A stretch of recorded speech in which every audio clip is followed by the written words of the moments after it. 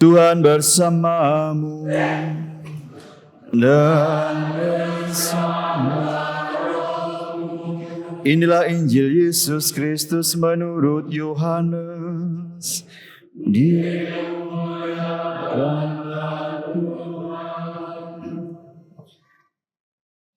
Dalam amanat perpisahannya, Yesus berkata kepada murid-muridnya, "Jika seseorang mengasihi aku, ia akan menuruti firman-Ku. Bapa-Ku akan mengasihi dia, dan kami akan datang kepadanya dan tinggal bersama-sama dengan dia. Siapa saja yang tidak mengasihi aku, ia tidak menuruti firman-Ku. Firman yang kamu dengar itu bukanlah dari aku, melainkan dari Bapa yang mengutus aku. Semuanya itu aku katakan kepadamu selagi aku berada bersama-sama dengan kamu.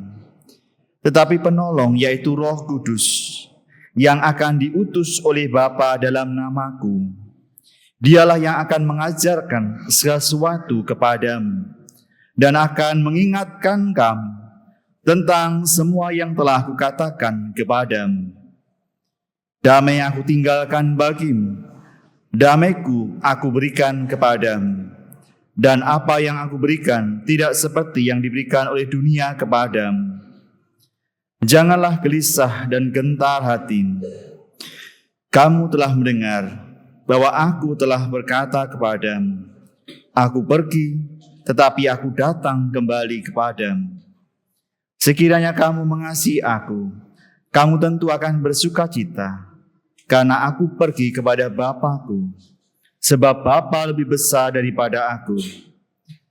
Sekarang juga aku mengatakannya kepadamu, sebelum hal itu terjadi, supaya apabila hal itu terjadi, kamu percaya." Demikianlah Injil Tuhan. Terpujilah Kristus.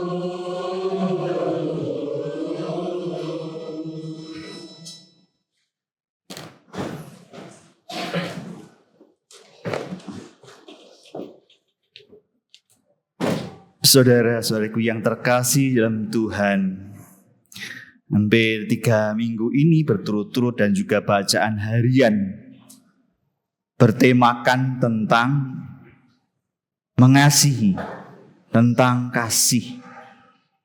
Ya. Jadi kalau Anda membaca dari minggu kelima sampai dengan hari ini, itu tentang kasih terus. Ya. Bahkan sejak Kamis Putih itu ya, perjamuan cinta kasih, Yesus membasuh kakinya, lalu perintah untuk saling mengasihi. Ya, ini menempati porsi yang besar dalam Paskah. Ya, dalam merayakan Paskah itu rupanya boleh dikatakan bahwa kasih itu adalah buah dari Paskah. Buah yang jelas dari Paskah, buahnya nyata dari Paskah. Ya. Ngomong soal kasih, indah, ya. Apalagi di sini ada para pasutri yang berulang tahun. Indah nggak kasih itu? Loh, kok ragu-ragu jawabannya? Hah? Indah tapi yo ngeluh Romo. Indah tapi yo rotok loro maksudnya. Rotok abot gitu ya. Indah ya, tetapi juga penuh dengan perjuangan. Wah, itu ya. Keindahannya karena perjuangannya. Ya. Ya. Kasih itu menjadi indah karena perjuangan. Kasih bukan soal memberi saja. Dengan mudah kita memberi sana sini, bagi-bagi. Tidak hanya itu. Kasih itu menjadi suatu tugas yang berat. Pada saat itu juga demikian ya. Konteks Injil Yohanes, ketika Injil Yohanes ditulis itu, para murid itu ada perpecahan di antara mereka. Seperti tadi dalam bacaan pertama tadi juga demikian. Ya. Soal sunat. Ya. Itu rawan itu ya. Antara orang Yahudi dan orang tidak Yahudi. Ya. Bahwa mereka yang mereka harus disunat ketika mereka meskipun menjadi orang Kristen, tapi mereka juga jika kamu tidak disunat menurut adat istiadat yang diwariskan oleh Musa, maka kamu tidak dapat diselamatkan. Wah, ini ya. Rupanya ini juga membuat pecah. Ya. Membuat perpecahan tersendiri. Maka ada tadi konsili Yerusalem. Jadi pada awal mulanya tidak mudah gereja perdana untuk sungguh-sungguh, ya. Maka sampai ada perintah kasih itu dalam Injil Yohanes yang digambarkan sedemikian besar ya. Bahkan sering kali dikatakan tadi ya, dalam amanat perpisahannya. Sebelum Yesus berpisah dengan para murid itu, perintahnya ini yang paling penting itu. Ya, biasanya kalau orang yang mau berpisah, mau meninggal itu kan pasti memberikan yang terpenting. Sih nggak penting nggak usah diberikan ya. Ya, kadang kita itu memberikan banyak hal yang nggak penting.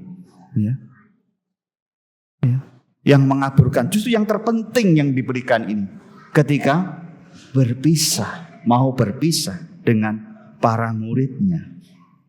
Ya. Jika seorang mengasihi aku, ia akan menuruti firman-Ku. Bapakku akan mengasihi dia dan kami akan datang kepadanya dan tinggal bersama-sama dengan dia. Mengasihi Tuhan itu senantiasa membuat kita itu diarahkan. Ya. Sepanjang perjalanan saya, ya, ketika menjalani hidup formasio, hidup imamat, ya. Kalau kasih saya kepada Tuhan itu meletre atau ngelokro, itu saya bingung mau buat apa ini. Saya mau apa? Jadi imam itu mau ngapain? Bingung kadang, ya, atau ya gini-gini aja. Ya. Kasih kepada Kristus itu memberikan arah. Ya. Jika seorang mengasihi aku, ia akan menuruti firman-Ku. Arah itu. Ya. Mengasihi itu berarti menuruti firman-Nya. Mengasihi Kristus itu tandanya menuruti firman-Nya. Ya. Kalau kita ngomong, aku mau mengasihi Tuhan, tapi nggak pernah merenungkan firman-Nya, nggak pernah mengikuti, ya nggak punya arah, nggak diberi arah. Ya, karena firman Tuhan itu menjadi arah. Bapakku akan mengasihi dia, loh. Bayangkan, kalau kita mengasihi Tuhan, ya. Kita menuruti firman-Nya dan Bapakku akan mengasihi dia. Allah Bapa akan mengasihi dia. Kapan Allah Bapa mengasihi kita? Anda pernah dikasih masa kasih Allah Bapa? Melalui apa? Lewat apa? Ya. Bagi yang benci sama bapaknya agak sulit ini ya. Punya luka batin dengan bapaknya agak sulit. Bapak ya. Agak susah ya. Ya. Untung saya dulu waktu kecil nggak hidup dengan bapak saya ya. Saya hidup dengan ibu saya. Ya. Kasih ibu ya. Saya suka akan kasih ibu ya. Sampai sekarang saya suka lagu ini ya. Oh ibuku, hatiku pilu. Nah itu ya, lagu itu. Itu lagu untuk ibu. Saya jarang nyanyi, ayah, gitu jarang ya.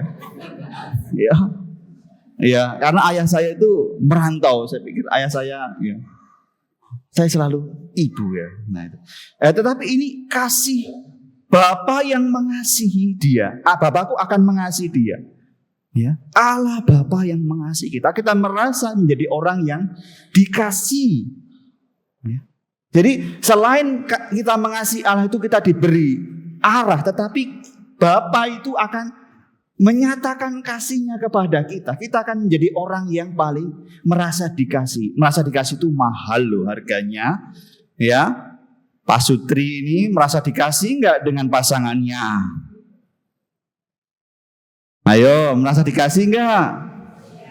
Jujur, pertama enggak usah merasa dikasih. Merasa didengarkan enggak? Merasa dicuekin enggak? Kadang Romo, kadang pas mangkel nyuekin. Ya. Ya. Merasa dikasihi itu dan oleh Bapa sendiri ya. Ini luar biasa ya. Kalau saya sudah percaya, saya nggak butuh ya pasangan hidup, saya merasa Bapa itu mengasihi saya. Ya. Bapa mengasihi saya, Yesus mengasihi saya. Dan untuk itulah saya percaya bahwa apa yang saya jalani ini sungguh-sungguh ya akan memiliki arah.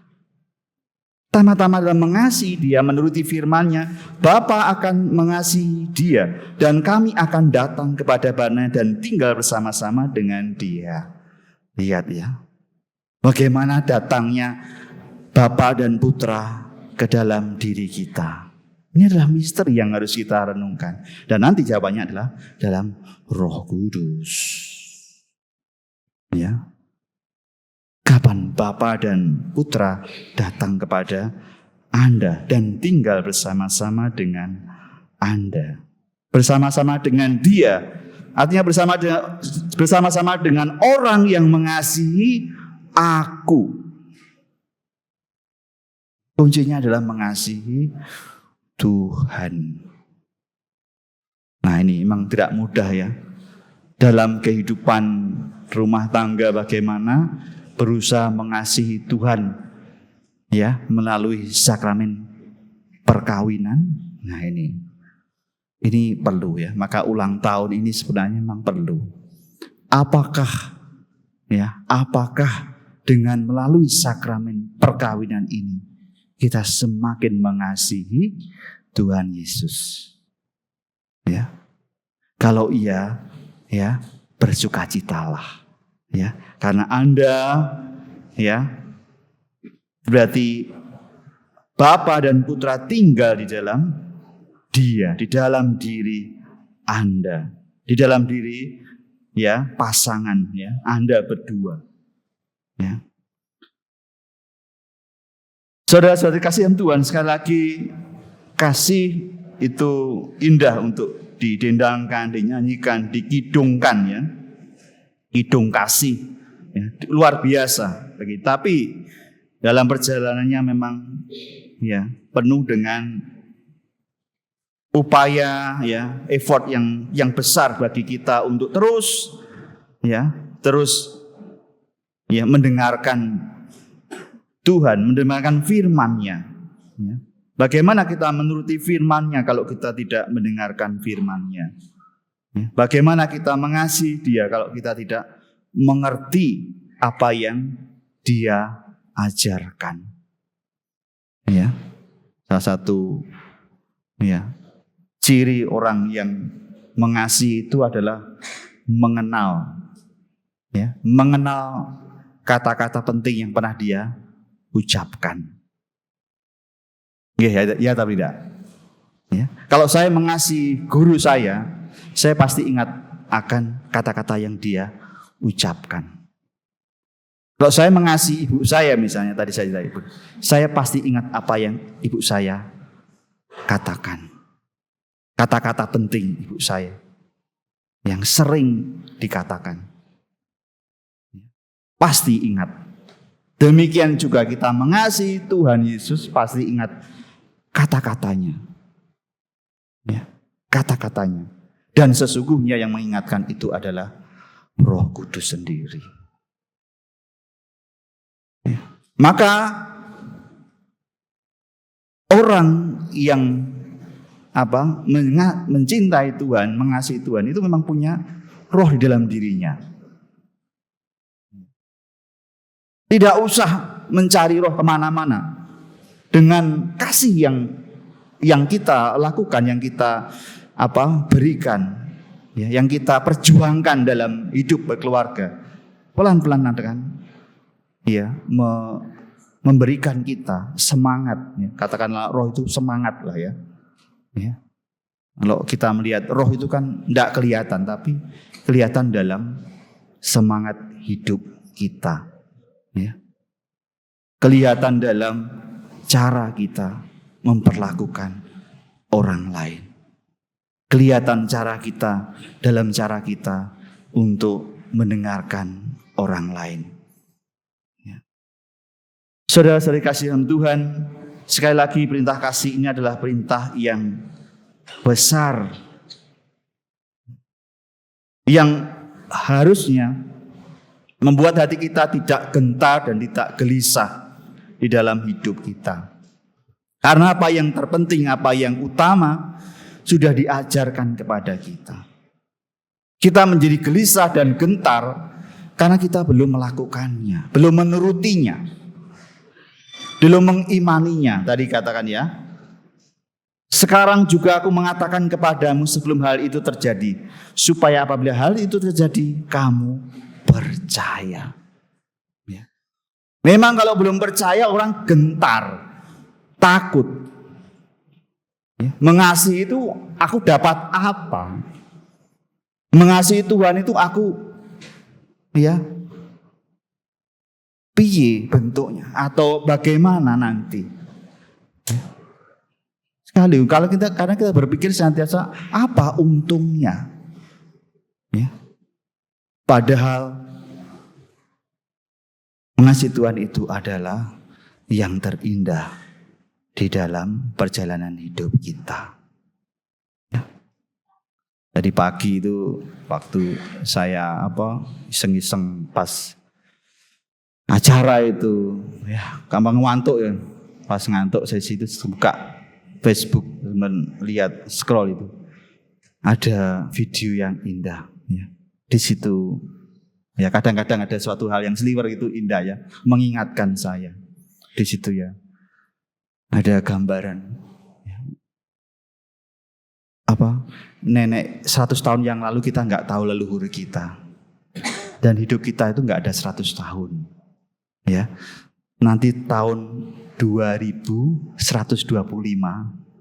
itu kita tidak tahu apakah kita masih hidup, apakah kita masih dikenang, diingat nama kita oleh, ya, kalau saya mungkin nggak dikenang ya karena Romo ya. Kalau Anda kan dikenang ada cucu-cucunya ya, dan mendoakan ya. Video itu menyadarkan bahwa saya hidup itu pendek sekali. 100 tahun ke depan itu kita tidak tahu apakah kita masih, ya, dikenang nama kita. Ya, dan 100 tahun yang lalu kita juga nggak tahu bagaimana nenek moyang kita. 100 tahun yang lalu ya, nggak tahu toh. Paling yang kita tahu hanya puluhan tahun yang lalu, atau ketika kita masih kecil. Dan kita sekarang sudah usianya berapa? Lalu apa yang perlu kita jalani ini? Dan saya kira Tuhan Yesus memberikan makna hari ini pada kita. Ya, kasihilah Tuhanmu, kasihilah sesamamu. Sekalipun hidup kita itu hanya sementara, tapi kita sudah, ya, membuat dunia ini lebih indah. Keselamatan terjadi.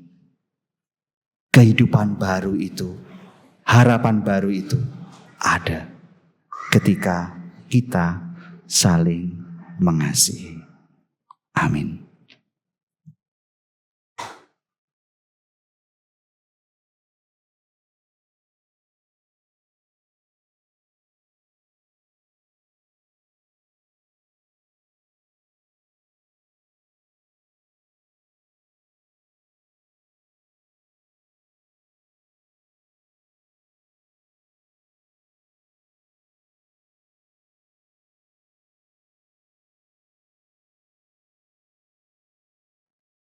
Pemberkatan pasutri yang berulang tahun.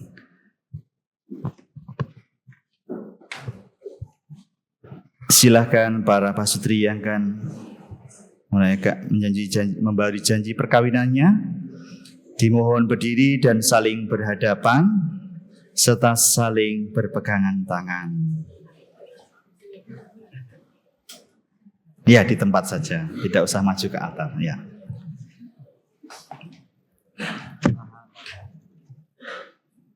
Lewat janji setia yang pernah diucapkan di hadapan Allah, sakramen perkawinan telah mengikat Bapak dan Ibu yang merayakan ulang tahun perkawinan dalam hubungan yang abadi.